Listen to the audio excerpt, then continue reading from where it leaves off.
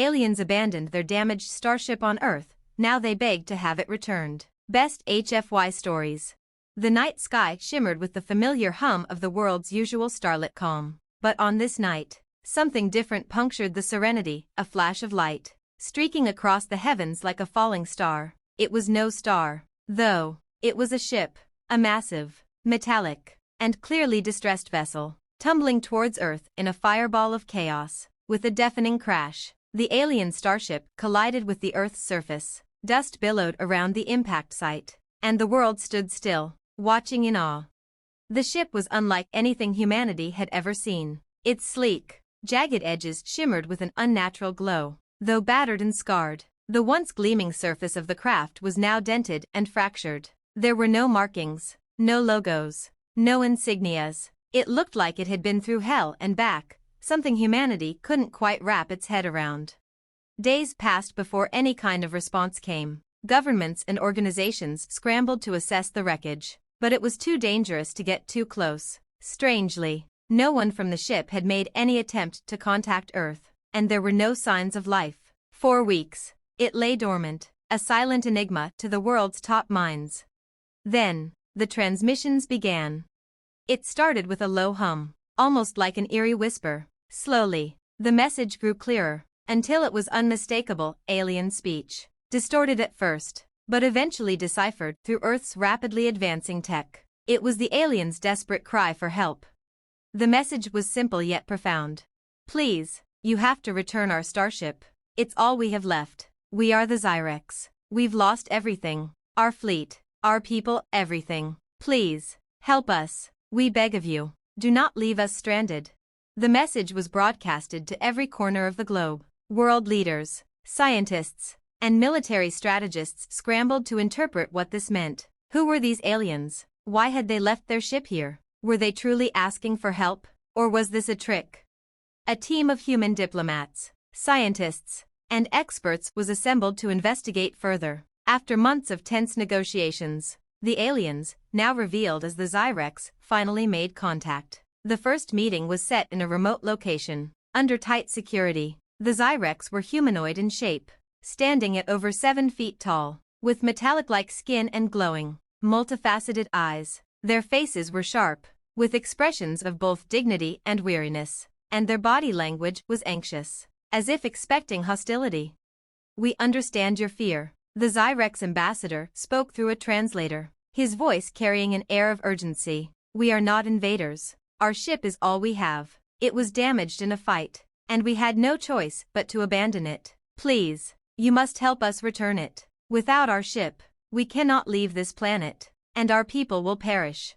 As the humans listened, they could see the genuine despair in the aliens' eyes. This was no ruse. The Zyrex were stranded, and they were willing to beg for help. The once proud species, conquerors of many worlds, had been humbled by their defeat, and Earth, the blue planet they once thought insignificant, was now their last hope. The Zyrex were not the first alien race to visit Earth, but their vulnerability was unlike anything humanity had ever witnessed. The human leaders convened to discuss how to respond. Should they offer assistance? Should they demand something in return? After all, this was a powerful species, and they had no idea what resources they might be withholding. But there was something else at play, a growing sense of empathy, an understanding that these beings were not conquerors but survivors. This was not the same as the stories of alien invasions many had feared. This was a desperate plea for help, and humans, with all their flaws and limitations, had always risen to the occasion when faced with adversity. They had once been the underdogs on the world stage, fighting for survival against greater forces. Perhaps it was time to show the Zyrex the same compassion they had been shown. A decision was made. Earth would help the Zyrex. Over the course of the next few months, a coalition of nations worked together to repair the damaged starship. Alien technology, although unlike anything humanity had seen, was slowly integrated into Earth's own infrastructure. The humans had developed their technology far enough to understand basic principles of the Zyrex's propulsion systems and life support mechanisms. The scientists and engineers worked tirelessly, building upon what the Zyrex had abandoned. It was a painstaking process, but in the end, it was worth it. The day finally came when the Zyrex's starship was ready for takeoff. The Zyrex stood before the repaired craft, their eyes wide with awe and gratitude. "You have done the impossible," the Zyrex ambassador said, his voice thick with emotion. "You have given us hope again. We will never forget this." Humanity had not only helped a species in need but had shown that, in the end, kindness and compassion could triumph over fear and mistrust. The Zyrex, once conquerors, were now humbled allies of Earth, and in the process, humanity had proven something that no one could ever take away. Earth was no longer the helpless planet in the corner of the galaxy. The humans had earned their place in the universe, not through war or dominance, but through compassion. As the Zyrex ship ascended into the sky, leaving Earth behind, humanity stood united, knowing that in the grand scheme of things, they were no longer the weaklings of the cosmos. They were a force to be reckoned with, because they had proven they could rise above their own fears and act with the strength of their hearts. And thus, the legacy of Earth's role in the universe was cemented, not as a planet to be feared, but one to be respected. Aliens abandoned their damaged starship on Earth, now they begged to have it returned. Best HFY stories, continued. Months passed since the Zyrex had departed. Earth had returned to its quiet routine, but something had shifted in the collective consciousness of humanity. The encounter with the Zyrex, an ancient and powerful alien race, had left a lasting impression. There was an undeniable sense of unity, of hope, and a newfound understanding of Earth's place in the universe. But even as humanity began to move forward, something darker loomed on the horizon. It began with small, unsettling events, a few strange anomalies in space, faint signals from distant stars, and mysterious sightings in the sky. At first, they were written off as natural phenomena or simple misinterpretations of ordinary cosmic events. But as weeks went on, the reports grew more frequent. Military satellites detected unexplained objects moving at incredible speeds, defying any known technology. The Zyrex's departure had not gone unnoticed, and it seemed their enemies had taken notice too. One evening, as humanity's top scientists and military leaders convened in a global summit, the worst possible news arrived: a fleet of alien ships, much larger and more menacing than the Zyrex's vessel, had entered Earth's solar system. The craft were massive, resembling nothing humanity had ever seen, black and angular, with sharp lines that seemed to defy the laws of physics itself. The transmission that followed was chilling. "We are the Raxoth," the voice crackled over the communication channels. "You have aided the Zyrex. For that, you will pay the price." It wasn't a threat, it was a promise. The Raxoth were an ancient, ruthless race known for their cruelty and dominance. The Zyrex, as it turned out, had been their enemies for centuries. Earth, in its generosity and mercy, had unknowingly invited the wrath of the Raxoth to its doorstep. And now, with their eyes fixed on Earth, they had made it clear that they would not allow the humans to harbor their enemies. The world held its breath. Humanity had already proven itself to be capable of great things: compassion, ingenuity, and unity, but they had never faced an enemy like the Raxoth. These aliens had the firepower and ruthlessness to wipe out entire civilizations. The stakes were higher than ever before. The leaders of Earth's united front had no choice but to prepare for war, to defend their home against a force unlike any they had encountered. But something remarkable began to happen in the days that followed. The Zyrex, the very aliens who had once begged for help, returned. Their fleet, smaller but highly advanced, emerged from the shadows of the outer rim, moving with purpose towards Earth. It wasn't just a handful of ships, it was an armada, an army ready to stand with humanity. The Zyrex had not forgotten the kindness that Earth had shown them. In their eyes, humanity had proven itself worthy of respect, and they had come to repay that debt. The Zyrex ambassador's voice echoed across Earth's communication channels once more. "Humans of Earth," the Zyrex spoke with a solemn tone, "we have returned. You have saved us, and now we shall stand with you. The Raxoth will not conquer your world. We will fight together. You are no longer alone." The united forces of Earth, once unprepared and frightened, found strength in the unexpected alliance. In a moment of unimaginable peril, humanity was no longer the helpless species in the vastness of space. Earth had proven itself, its strength, its resolve, its willingness to stand up for what was right, and now, it would show the galaxy what it was truly capable of. As the Raxoth fleet loomed closer, Earth and the Zyrex prepared for the battle of a lifetime. Humanity's military, working alongside the Zyrex engineers, adapted alien technology in ways never seen before. The combined forces were a testament to what could be accomplished when different worlds worked together, united by a common cause. The battle that followed was nothing short of legendary. In the vast reaches of space, Earth's forces, with the Zyrex by their side, clashed against the Raxoth in a battle of epic proportions. Weapons blazed, ships maneuvered at incredible speeds, and entire fleets vanished into the void. The Zyrex had underestimated humanity's ingenuity, and the humans had underestimated their own strength. They fought not just for survival, but for the future of their planet. In the end, it was Earth's tenacity that won the day. The Raxoth, once feared as conquerors, were forced to retreat, their fleet broken and scattered. The humans, with the Zyrex at their side, had proven themselves as a formidable force, one that would no longer be cowed by the whims of alien invaders. The Raxoth had learned a hard lesson: Earth was not a planet to be underestimated. In the aftermath, the Zyrex ambassador addressed the people of Earth one final time. Today, you have shown the galaxy that strength comes not from dominance, but from the courage to fight for what is right. You have proven that even the most unlikely of alliances can change the course of history. The Zyrex will stand beside you always, as allies, and know this: the universe will now look at you with respect, for you have earned it. The Zyrex left Earth once more, their ships disappearing into the cosmos, but the bond between the two races remained unbreakable. The humans had risen from the ashes of fear to become a power in the galaxy, not through strength alone, but through their unwavering belief in doing what was right.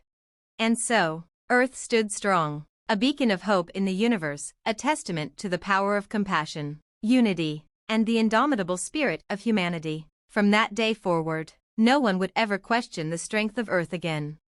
Aliens abandoned their damaged starship on Earth, now they begged to have it returned. Best HFY stories, continued. After the victorious defense against the Raxoth, Earth's reputation spread like wildfire across the stars. The battle had been intense, but the victory had been something far more monumental. Humanity had not only saved its own planet, but had also earned the respect of countless species, including the Zyrex. The entire galaxy, once vast and alien to the people of Earth, now felt a little smaller, a little more within reach. But with this newfound respect came something unexpected: other alien species began to take an interest in Earth. In the following months, more emissaries from different civilizations arrived. Some came with offers of trade, some with the promise of knowledge exchange, while others came simply to observe the world that had risen from a primitive species into one capable of fending off galactic invaders. They came in peace, but with each visit, the weight of their curiosity became evident. Earth had become a focal point of galactic politics and intrigue. At the center of this growing interstellar attention was the Zyrex, who, despite their gratitude, had made it clear that Earth needed to remain vigilant. The Zyrex fleet was not the only one who had been watching from the shadows. Now, other factions, once too far removed from Earth's reach, began to take notice of the human potential for power. A new era had dawned for Earth. The blue planet was no longer just a speck in the cosmos, it was now a player in the larger galactic theater. But with this rise came new challenges.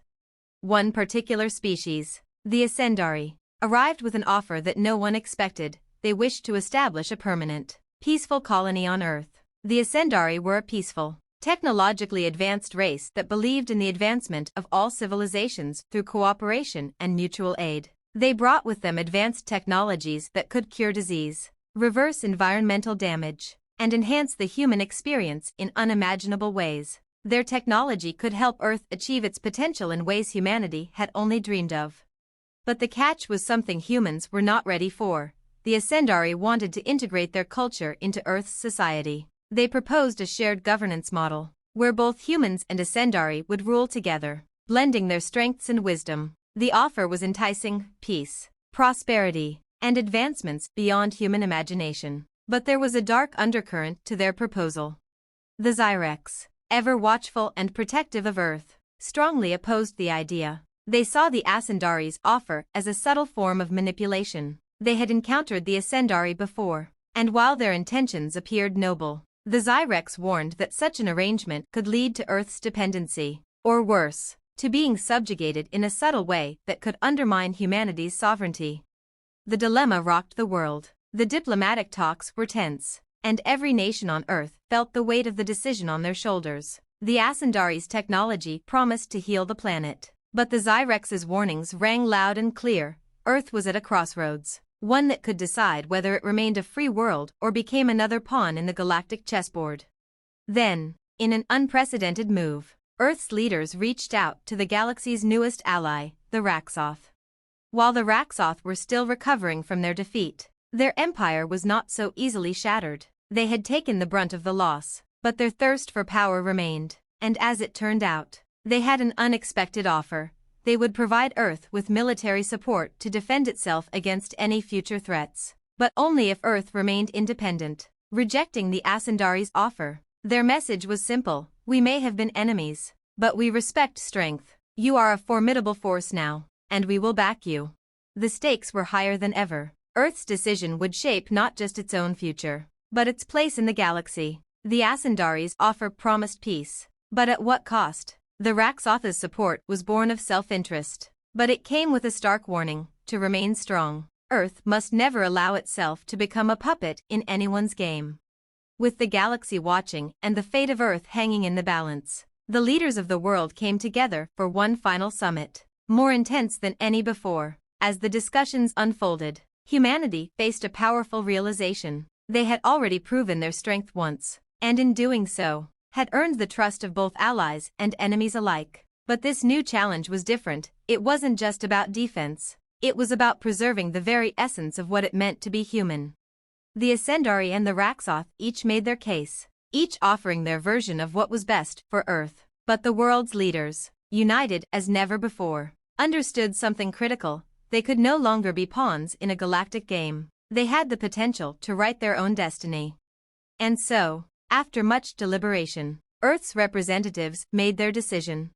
Earth would remain independent, refusing both the Ascendari's subtle offer of shared governance and the Raxoth's support, not out of arrogance, but out of a desire to chart their own path. They would not become a tool for anyone's empire, whether it be for peace or power. Instead, Earth would continue to forge alliances on its own terms, offering assistance, extending kindness, and demanding respect from those who sought to share in its future.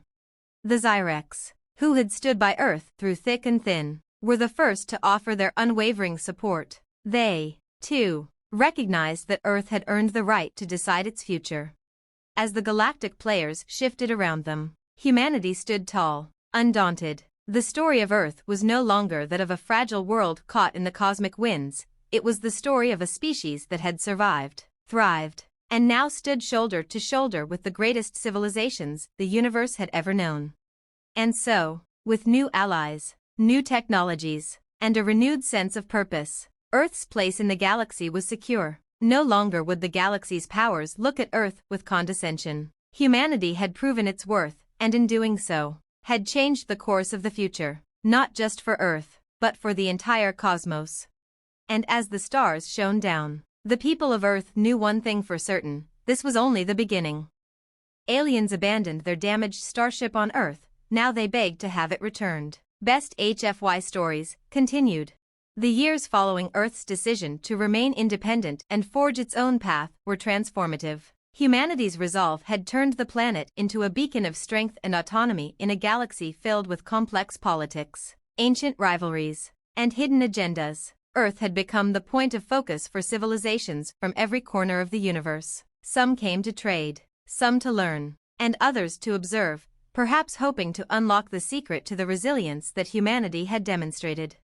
But for all the opportunities that arose, Earth's independence was constantly under threat. The galaxy was full of power-hungry entities that, despite humanity's newfound strength, viewed Earth's independence as a challenge to the established order. The Zyrex, loyal to their human allies, maintained their presence in the outer edges of Earth's orbit, a silent but ever-watchful force.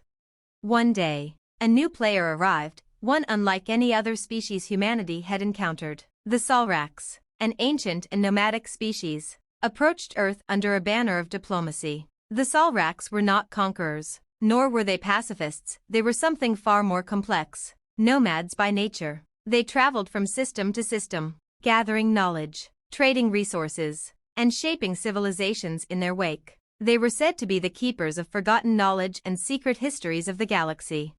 Their ships appeared in Earth's atmosphere without warning, colossal structures that glowed with an eerie, almost ethereal light. The Salrax did not communicate via conventional means. Instead, they projected holographic images, intricate patterns of symbols and colors that conveyed their intentions. It was unlike anything Earth had seen before, a form of communication both beautiful and unsettling.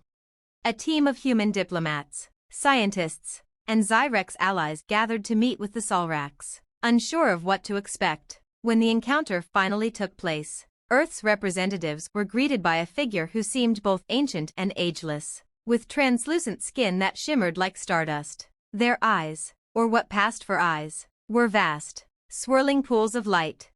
"We have watched you, humans," the Salrax entity spoke, their voice resonating directly within the minds of those present. "We have seen your struggle, your victories, your defiance. The galaxy is changing, and so too are you."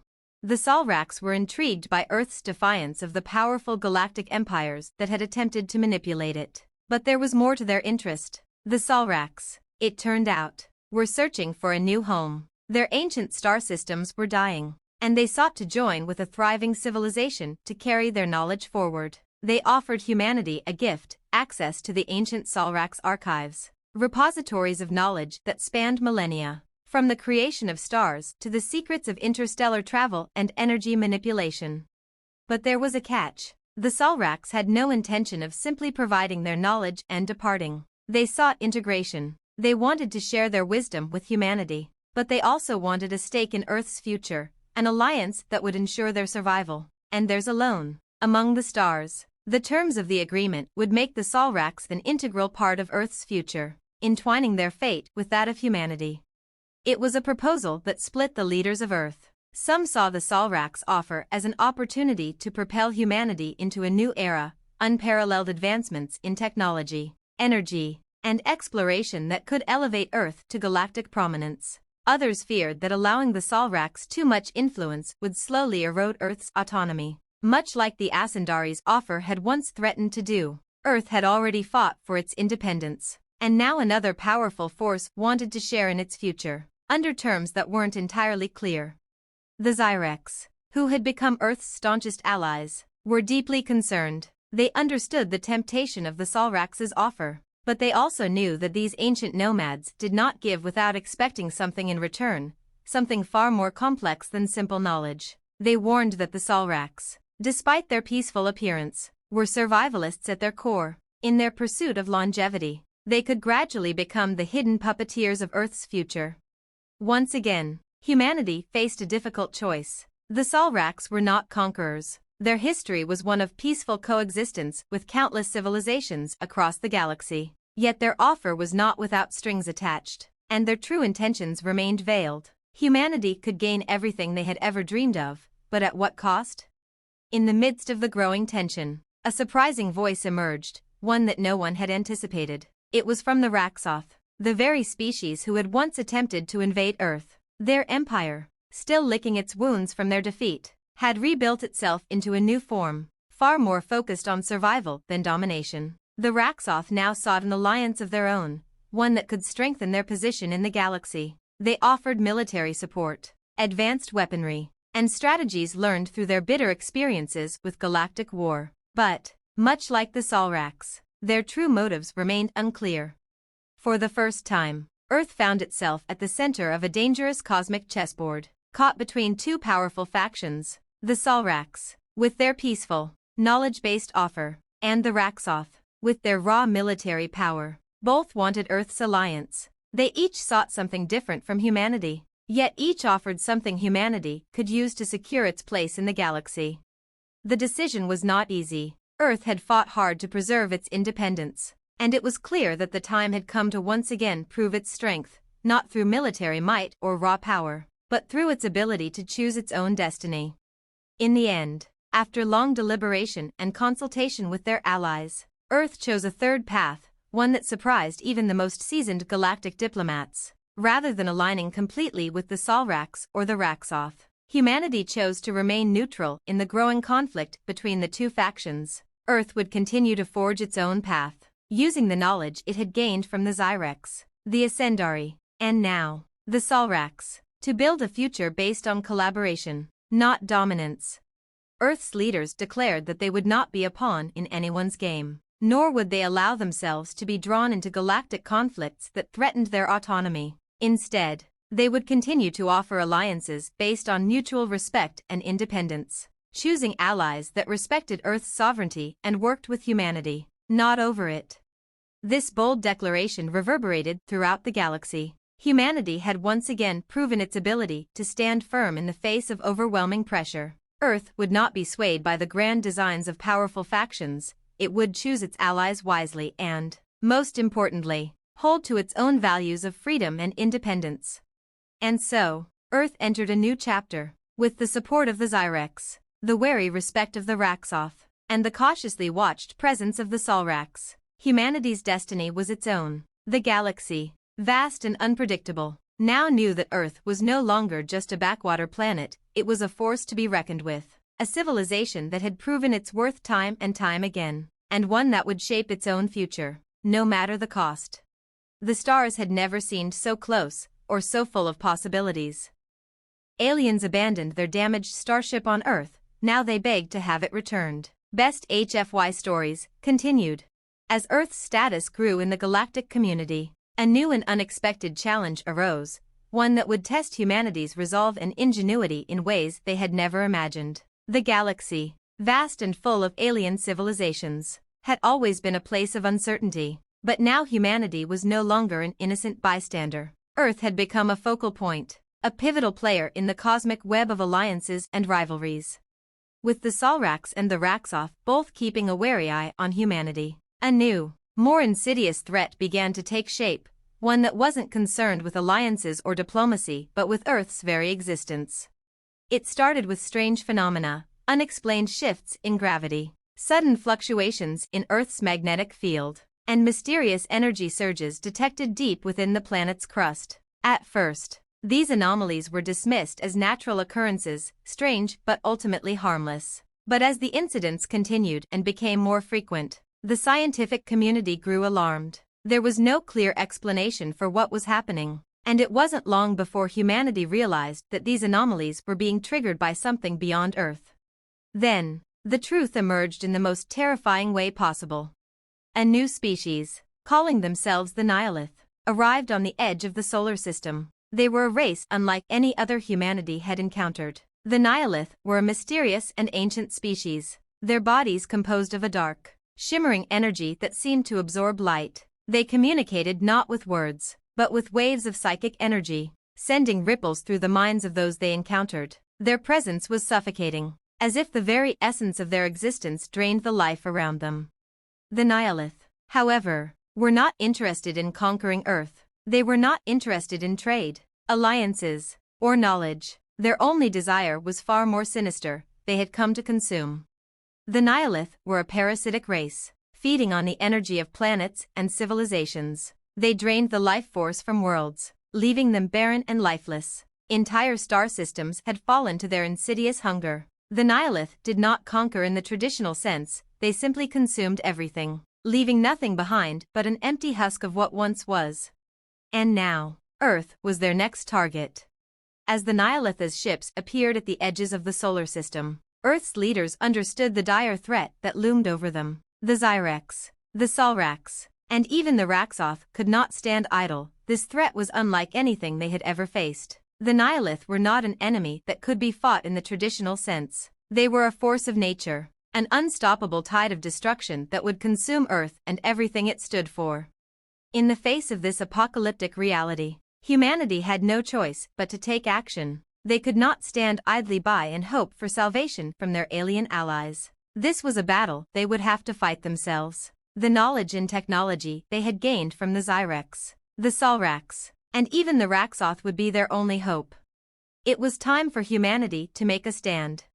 The first step was to understand the Nihilith, Earth's greatest minds, scientists, engineers, and military strategists came together to form a global coalition focused on studying and countering the Nihilith's abilities. The Zyrex offered their advanced technology in energy manipulation, while the Solrax provided their knowledge of the ancient cosmic forces that had once battled the Nihilith in distant eras. Even the Raxoth, though their motives remained unclear, offered their expertise in large-scale combat and defensive strategies.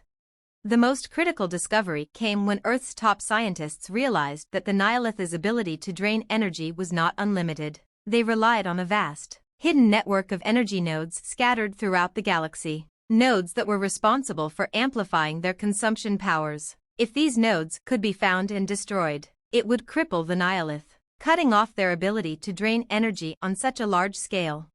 However, finding and destroying these nodes would not be easy. The Nihilith had a vast network of psychic defenses, and their ships were shielded by a kind of dark energy that warped space around them. The first attempts to engage them were disastrous. Earth's military forces, though well-equipped and armed with the best technology available, were no match for the Nihilith's devastating energy manipulation. Entire fleets of ships were obliterated before they could even get close to the Nihilith's forces. But humanity's greatest strength lay in their determination. With the help of their alien allies, they crafted a new kind of weapon, a device designed to disrupt the Nihilith's energy siphoning. It was a device that could create a localized rift in the fabric of space, severing the flow of energy and rendering the Nihilith's ships powerless.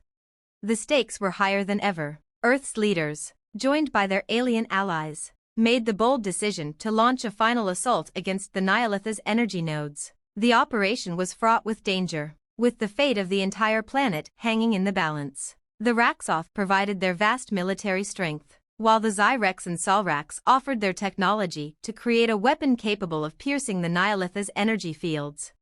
As the battle raged on in the depths of space, the Nihilith retaliated with all the power they could muster. The sky above Earth turned dark, as though the stars themselves were being devoured. The Nihilith's fleet moved in, but humanity was prepared. The energy disruptor was deployed, and for the first time, the Nihilith's power faltered. The Nihilith, realizing they were losing their grip on the galaxy's energy network, retreated, but not without leaving a warning. "We are inevitable." Their psychic message echoed across the galaxy. "Your resistance will falter. Your world will fall. As all worlds fall, we are the end." But humanity's response was clear, even in the face of such a dire proclamation.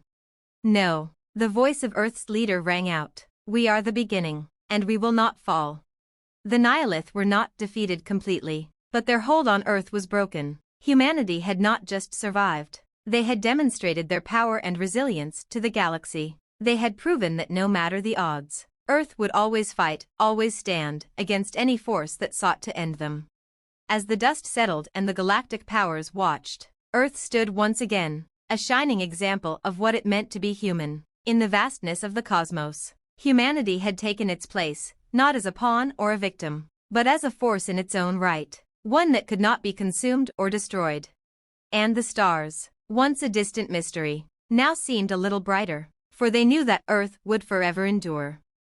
Aliens abandoned their damaged starship on Earth, now they begged to have it returned. Best HFY stories, continued. The battle against the Nihilith had left Earth battered but unbroken. The immediate threat had passed, but the galaxy was far from peaceful. In the wake of the Nihilith's retreat, the cosmic balance had shifted, and Earth now found itself at the center of a vast new power struggle. The events of the previous years had made one thing abundantly clear: humanity had earned its place in the galaxy, but that place was not without danger. The galactic powers that had once watched Earth with skepticism now observed with deep interest. The Zyrex, the Solrax, and even the Raxoth had all witnessed Earth's capacity for resilience and innovation. Humanity's ability to turn the tide of seemingly insurmountable odds had inspired both awe and concern. No longer just a fledgling species on the edge of the universe, Earth was now a major player, a force to be reckoned with. It wasn't long before another alien race arrived, one that humanity had heard whispers of but had never encountered directly. The Astrani, an ancient and enigmatic species, known throughout the galaxy for their vast wisdom and cold neutrality, arrived on Earth's doorstep. The Astrani were creatures of logic, their civilization built on a foundation of cold, calculating precision. They had never been interested in warfare or conquest. Instead, they sought knowledge, harmony, and understanding, often acting as mediators in galactic conflicts. The Astrani came not as conquerors, but as negotiators, offering humanity a proposal that sent ripples throughout Earth's political landscape. Their offer was a pact, one that would grant humanity access to the Astrani's unparalleled wealth of knowledge. This knowledge, however, came with a price. The Astrani wished to establish a Council of Balance, a body composed of representatives from various galactic species, including humanity, that would oversee the affairs of the galaxy, ensuring no one power became too dominant. On the surface, the offer seemed too good to pass up. Access to millennia of knowledge, technologies capable of curing diseases and enhancing human capabilities, and the opportunity to shape the future of the galaxy. What could be more enticing? Yet, Earth's leaders remained cautious. They knew all too well the dangers of power too easily given. The Astrani's proposal, though seemingly benign, came with the potential for manipulation. To be part of the Council of Balance meant placing Earth's fate in the hands of others, an uncomfortable prospect after having fought so fiercely to protect their autonomy. The decision was not easy. There were factions within Earth's government that saw the Astrani's proposal as a golden opportunity, while others viewed it as a veiled attempt to control Earth through diplomacy. Humanity's independence had cost them dearly, and now, with the galaxy watching, the last thing they wanted was to give up that hard-won freedom. The Zyrex, ever the protectors of Earth, warned against any hasty decisions. They urged caution, reminding humanity that the Astrani's offer might be more than it appeared. The Zyrex had witnessed the rise and fall of civilizations throughout the galaxy, and they understood that the pursuit of knowledge could often come at a steep price. But the Salrax, with their vast wisdom and historical perspective, saw things differently. They had encountered the Astrani before, and while they acknowledged the risks, they also understood that a place in the Council of Balance would allow Earth to become a true power in galactic politics. The Salrax believed that such a position could help humanity protect its interests and ensure its continued growth in an ever-changing galaxy. As the debate raged on, something unexpected occurred. A new, unfamiliar ship entered Earth's orbit. Unlike the sleek, advanced vessels of the Zyrex or the Salrax, this ship was old, worn, scarred, and battered from years of travel. It was a ship that seemed to carry the weight of countless stories, each one etched into its hull. The ship hailed Earth's leaders, identifying itself as belonging to the same species that had once abandoned their damaged starship on Earth, the race known as the Kavari. The Kavari had been a mystery for years. Their initial encounter with humanity had been brief but profound. The damaged starship they had left behind on Earth had sparked a chain of events that ultimately led to humanity's rise on the galactic stage. But the Kavari had not been seen since then. It was assumed that they had either retreated from the galaxy or were lost to time. Now, they had returned, and they were asking for help. The Kavari explained that their species was on the brink of extinction. Their once great empire had been shattered by a catastrophic war, and their civilization had been in decline for centuries. The Kavari had turned to the stars, searching for a way to rebuild, but they had been unable to recover their former glory. The damage to their starship, which they had abandoned on Earth so many years ago, had been a symbol of their defeat, and it had haunted them ever since. The Kavari sought humanity's assistance not in the form of resources or military might, but in a more intimate way. They needed Earth's help to rebuild their civilization. The Kavari believed that humanity's ingenuity and unyielding spirit could provide the key to their rebirth. They had studied humanity's rise from a primitive world to a galactic power and saw in Earth a reflection of their own lost potential. At first, humanity's leaders were skeptical. The Kavari had abandoned them once, leaving behind a broken starship and a galaxy filled with unanswered questions. Yet, as the Kavari explained their plight, something began to shift in the minds of Earth's leaders. They had once stood on the brink of extinction themselves, only to rise and prove that they were capable of greatness. The idea of helping the Kavari rebuild was not just about charity, it was about sharing in the struggle for survival, the struggle for a second chance. In a surprising turn of events, Earth's leaders decided to take a bold step. They offered the Kavari a chance to join humanity in the Council of Balance. The Kavari would become part of Earth's growing alliance, not as subordinates, but as equals, partners in the rebuilding of a galaxy that had long been dominated by ancient powers. The decision was not without its risks. There were factions within humanity that feared this alliance would drag them back into a web of galactic politics. But others saw it as an opportunity to forge deeper connections with the galaxy's forgotten species. The Kavari, in turn, pledged to support Earth's sovereignty and ensure that no one would again attempt to control or manipulate their newfound allies. And so, with the Kavari's return and the creation of the Council of Balance, Earth stood at the threshold of a new era, one where the galaxy's greatest powers, from the Zyrex to the Astrani, the Salrax to the Raxoth, and even the Nihilith, would recognize Earth not as a pawn to be used and discarded, but as a force of nature, unified, resolute, and unyielding. The story of Earth's journey had only just begun, and as the stars beckoned, humanity knew one thing for certain: their place in the galaxy was no longer in question. They were not just survivors, they were the architects of their own future. And in the vast, infinite cosmos, that was a power no one could ever take away.